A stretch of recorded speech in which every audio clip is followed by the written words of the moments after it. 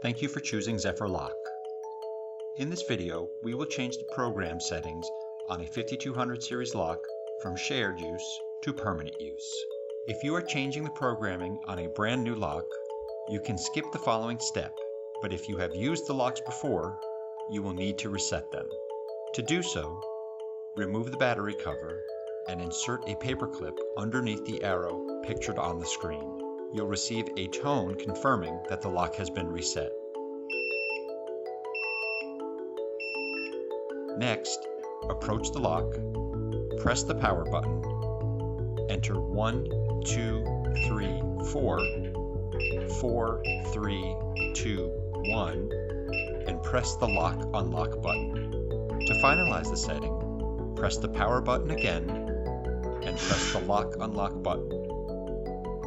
The lock is now set to permanent use with a default code of 123.